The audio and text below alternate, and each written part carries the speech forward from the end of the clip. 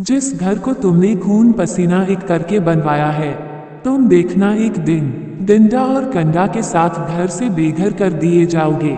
मुझ तरुण सागर का निवेदन सिर्फ इतना है कि डंडा और कंडा के साथ घर से निकाले जाओ। इससे अच्छा है कि पहले ही पिच्छी कमंडल के साथ निकल जाओ या फिर पिच्छी कमंडलधारी मुनि की सेवा में लग जाओ। कहिए, क्या ख्याल है? स्वामी विवेकानंद जब विश्व धर्म सम्मेलन में बोलने को खड़े हुए तो वहां अशांत वातावरण था। उन्होंने सिर्फ इतना ही कहा, ब्रदर एंड सिस्टर। सब शांत हो गए क्योंकि यह नई शुरुआत थी। इससे पूर्व सभी वक्ता जेंट्स एंड लेडीज कहकर अपनी बात शुरू कर रहे थे। वाणी में विवेक चाहिए। विवेक है तो आप खुद ही विवेकानंद हैं। बंदूक से निकली गोली और मुख से निकली बोली वापस नहीं आती, इसलिए सोच समझकर बोलो।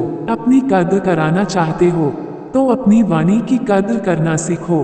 कम बोलो, काम का बोलो। 3 तरह के भक्त होते हैं, भक्त, विभक्त और कमबख्त। जो भगवान से सटा है वह भक्त है, जो दुनिया में बंटा है वह विभक्त है, जो न इधर का है न उधर का है वह कमबख्त है।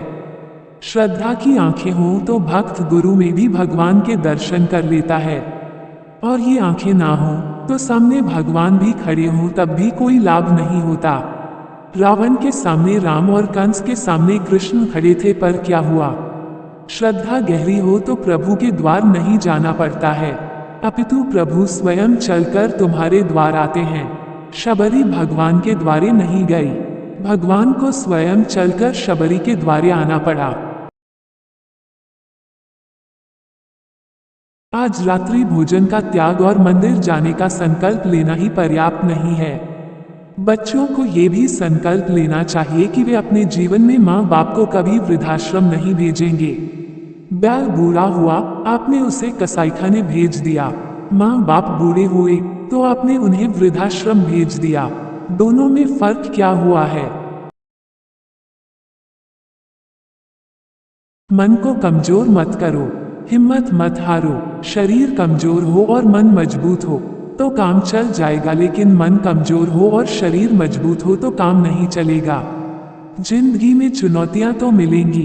कालिदास को चुनौतियां मिली, तुलसीदास को चुनौतियां मिली, कबीर दास को चुनौतियां मिली, तुम्हें भी चुनौतियां मिलेंगी। प्रकृति ने हमें कुछ करने को जन्म दिया है, इसलिए मन को कभी कमजोर मत होने देना। मन को छोटा नहीं, विश्वास भरा बनाइए। पाँव में जूते नहीं तो दिल छोटा मत कीजिए, क्योंकि दुनिया में हजारों लोग ऐसे हैं जिनके पाँव ही नहीं हैं।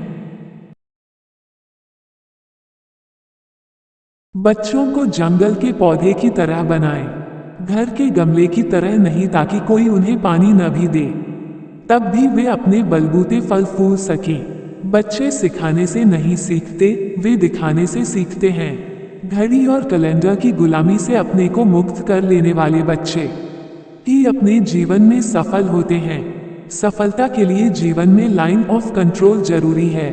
जीवन में कितने भी ऊंचे उठ जाओ तो भी अपने धर्म को मत त्यागो।